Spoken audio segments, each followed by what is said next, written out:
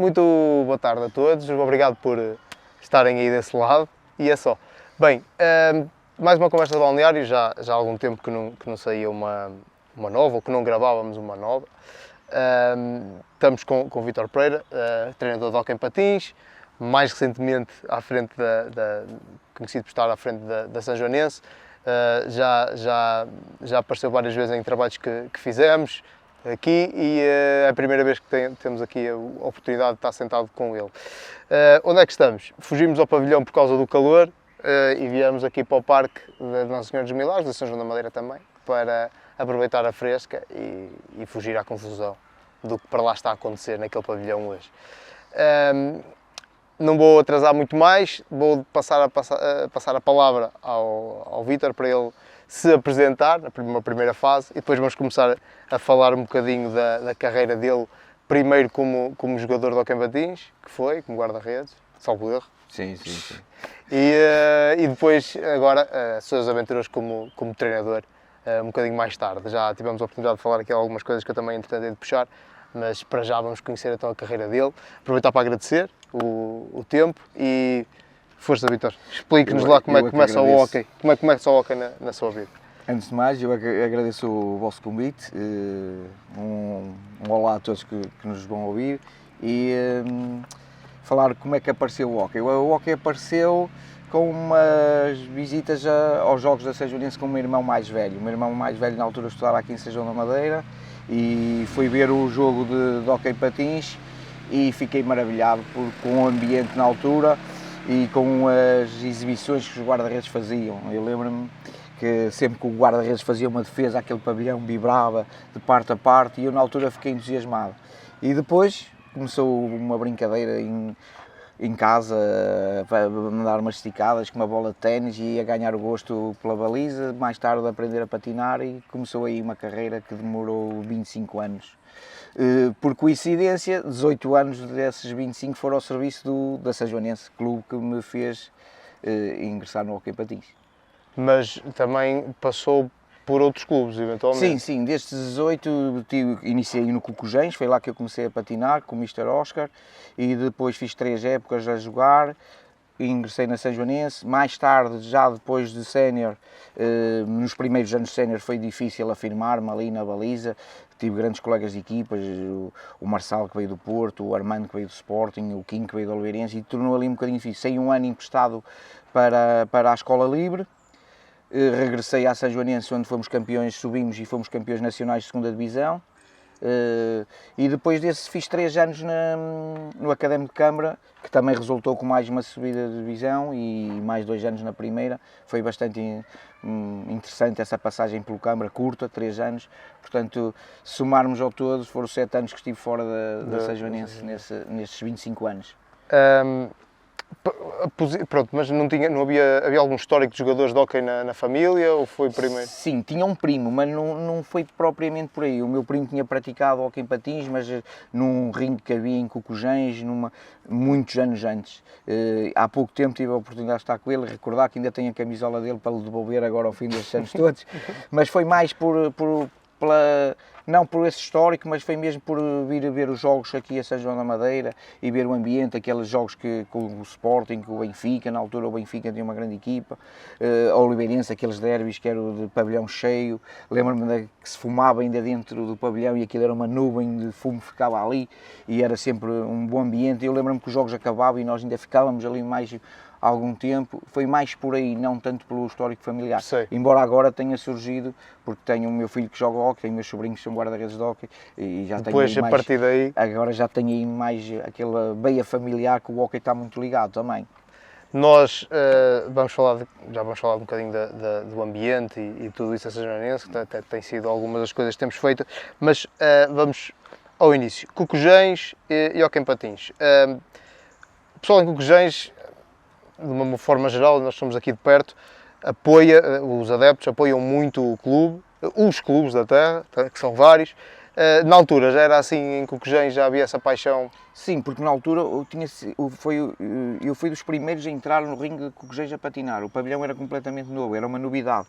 E na altura fez-se a equipa de sénior de Cocujens, que tinha alguns jogadores aqui de São João da Madeira, era tudo aqui de perto. Eu lembro-me que era o Oscar, o Dr. Vítor, o Tony, o Vítor, uma data de jogadores, e na altura o hóquei em patins em Cocujens chegou à primeira divisão, e então pronto, foram uns anos ali onde nós também em Cocujens tínhamos um pavilhão muito bem preenchido, com muita gente a ver, muita gente a vibrar. Aqueles anos que eu estive ali em Cocujens, foram os meus primeiros anos no hóquei, foi sempre com muita intensidade, que também ajudou a alicerçar o gosto pela modalidade. Depois, pronto, surgiu o convite da São Joanense e São João da Madeira. A nível de formação, era uma equipa, tal como também a Oliveirense, já tinham mais historial, tinham presenças nos campeonatos nacionais. Era uma altura que depois ia começar a aparecer as seleções distritais, onde eu queria estar, e na altura pareceu-me uma boa ideia dar o salto para um clube. Surgiu o convite da São Joanense, na altura também da Oliveirense, uma questão se calhar de mais ligação a São João da Madeira, até familiar. Acabei por optar e vim parar a São Joanense, também porque tinha sido ali, se calhar, que fiquei com aquela imagem do hóquei positiva, e se calhar também porque na altura a São Joanense, a nível de camadas jovens, chegava sempre mais à frente nos escalões, nos campeonatos nacionais e às fases finais e essas coisas todas. E na altura eu optei por vir para São João da Madeira e não me arrependo dessa opção. Mas ainda acompanha o hóquei em Cocujens? Ou... Sim, vou acompanhando. Eu até costumo dizer, pronto, tenho sempre aquela costela de cocujanense. O meu pai continua a residir em Cocujens, a minha mãe nasceu e faleceu sempre em Cocujens. Há ali uma ligação, nós vivíamos relativamente perto do pavilhão e continuo a acompanhar, embora, pronto, agora o Cocujens esteja numa nova dinâmica e não estou tão presente, mas pronto, sempre que posso, tenho uma boa relação com os diretores do clube e sempre que posso ajudar, digo sim. Acha que é possível o Cocujens ainda, ou as pessoas de Cocujens, terem ambição de voltar a ver o clube num patamar maior do que o que estão agora? Há possibilidade, ou o Cocujens neste momento a ambição deles é manter a modalidade só? Olha, o Cocujens tem sempre bons jovens, aproveita sempre, entre aspas, jogadores que não têm espaço numa equipa como o Oliveirense, como a São Joanense, e acaba por ficar ali com uma boa seleção de jogadores. Às vezes é uma questão de conseguir criar ali um grupo e que embala.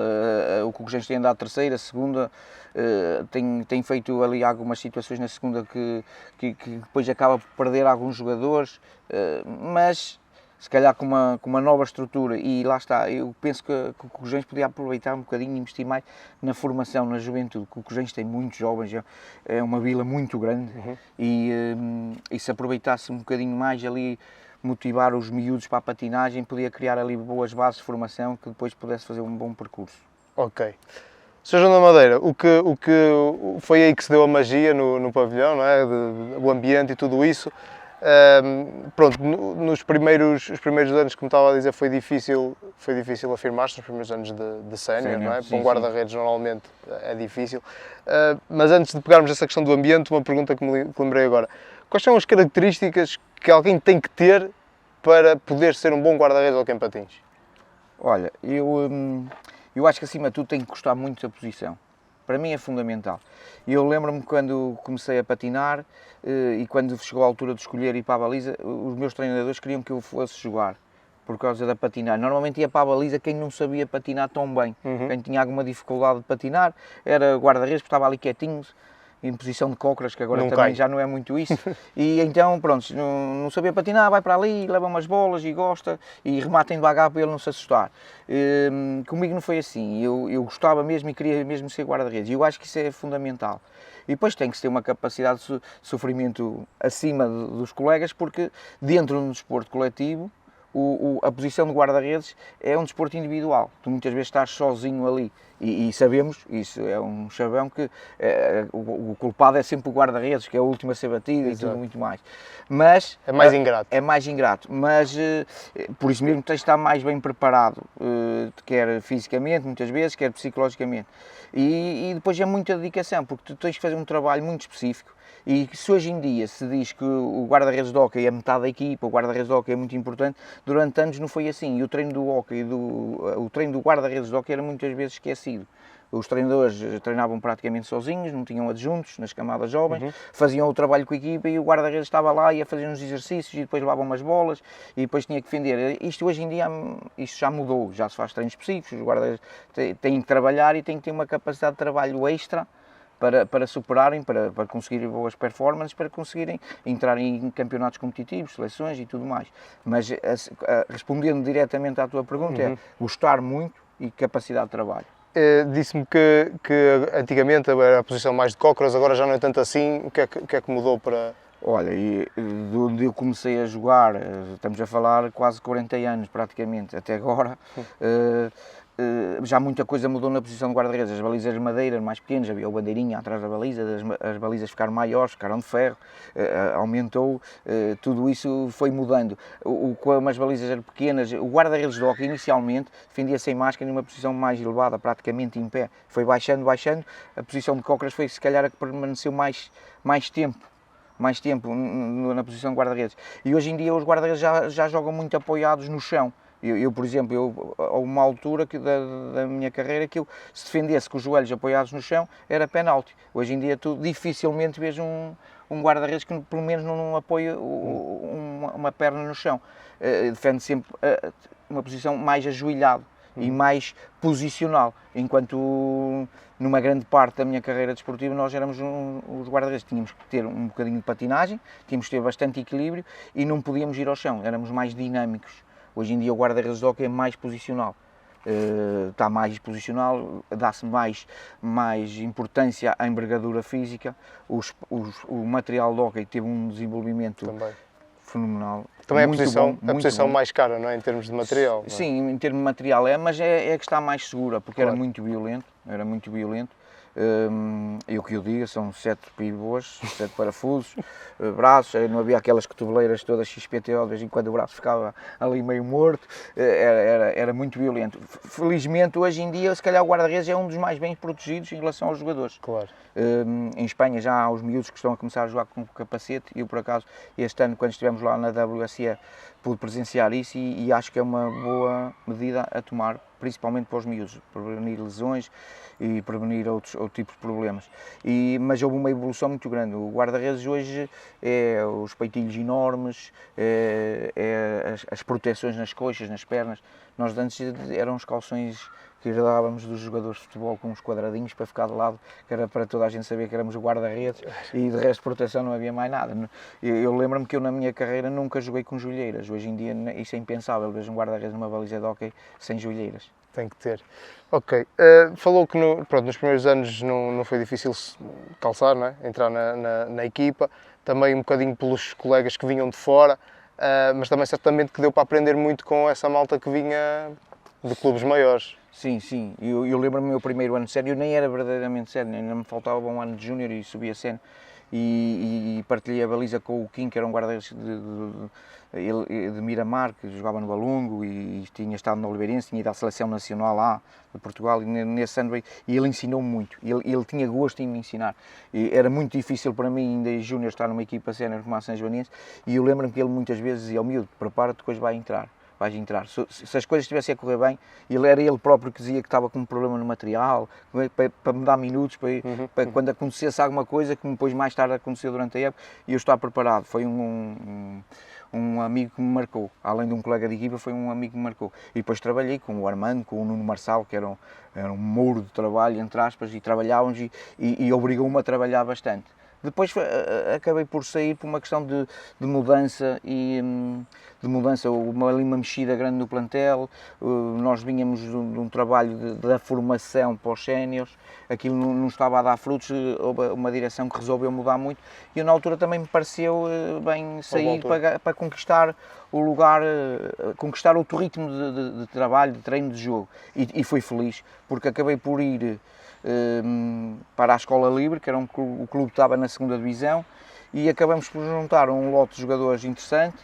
Eu fui jogar na altura para a 2ª divisão Zona Centro, onde pouca gente me conhecia como guarda-redes, porque não estavam habituados a ver-me na baliza o tempo todo e acabou por aí eu surpreender e fazer uma grande época. E é quando eu regresso à São Joanense, pela mão do Eduardo Duarte, que me fez regressar logo no ano seguinte e fomos campeões nacionais da 2ª Divisão com uma subida à 1ª Divisão da Sanjonense. Pô, o Sarinho fez-me cocó na mão, agora, pá. Olha que porco do caralho. Pronto, mas, ou seja, a saída rendeu frutos e tanto que mais tarde, como acabou de dizer, acabou por haver um regresso à Sanjonense. Quando regressou à Sanjonense, o que é que encontrou de diferente? Houve alguma coisa que fosse diferente ou a casa era a mesma, o clube era o mesmo, ou já tinha havido alguma mudança que, Não, é assim, que lhe tenha chamado a atenção? quando eu regresso à Sanjonense, a Sanjonense tinha feito aquela aposta mesmo para subir divisão, e então eu estava habituado a uma Sanjonense mais familiar, mais de 10 jogadores que tínhamos. Eu nesses primeiros 4 anos que subi a sénior, depois do percurso na formação subir a sénior, o plantel teve sempre 5 ou mais jogadores da formação, sempre. E quando eu regresso, era um plantel onde já éramos 2 ou 3 da formação, era um plantel... Uma coisa já mais profissional, vá. Era mesmo direcionado para subir divisão e para não falhar, e então foi uma Sanjonense diferente nesse sentido. Mas depois, ao longo da época, conseguimos construir aquele espírito de balneário que é místico e que é nosso ali da Sanjonense, e foi isso que também foi muito importante para a subida de divisão. Depois, pronto, objetivos conseguidos, superados até, quer a nível coletivo, quer a nível individual. Depois acabo por sair para o Câmara, onde estou 3 anos, com a tal subida de divisão e mais 2 anos na primeira, e depois quando regresso à Sanjonense já foi noutro tipo de projeto, mais dentro da origem e daquilo que é a Sanjonense. Outra vez malta da casa, outra vez gente para lançar, outra vez miúdos feitos da nossa formação, e foi um percurso que fizemos até que depois acabei a carreira. Pronto, chegou ali a um ponto que a Sanjonense, durante esse período, passamos ali por alguns vazios de direção, problemas financeiros, e as coisas estavam muito complicadas. E eu comecei a sentir que já não fazia muito sentido andar por ali. Estar ali sem objetivos, sem conseguir. Fez muita falta deixar a baliza. Mais tarde, ao fim do ano, entrei, entre aspas, em ressaca de não ter a baliza, apesar de treinar. Comecei a treinar o feminino, as miúdas e tudo mais, mas senti aquela ressaca de não ter a baliza, mas também nos moldes que estávamos, sem objetivos, sem ambição, não fazia muito sentido, com um pavilhão que era o que me deixava mais angustiado, um pavilhão praticamente vazio. Era um bocadinho barco à deriva, não é?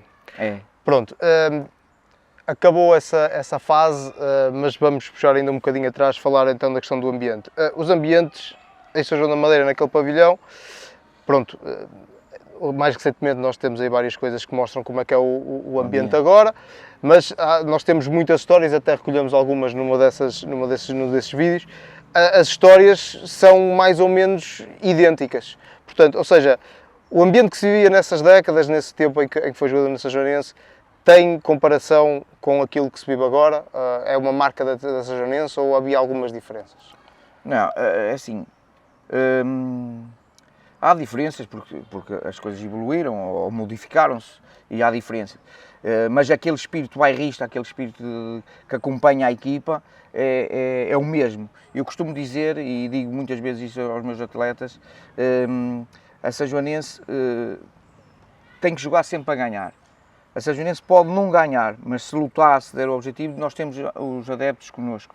Se jogarmos para empatar, para garantir resultados, muitas vezes não é o suficiente para os nossos adeptos. Os nossos adeptos, o que é que a gente querem? Que a equipa ganhe, que a equipa demonstre atitude, querer, raça, que lute, que traga ânimo ao jogo e ânimo às pessoas. E isso é uma característica dos nossos adeptos que se mantém. Claro que agora, neste novo período que eu me orgulho de ter iniciado já há uma década, foi importante quando nós tentamos fazer ressurgir o hóquei e a massa associativa à volta do hóquei e as pessoas todas a voltarem a ver hóquei em patins.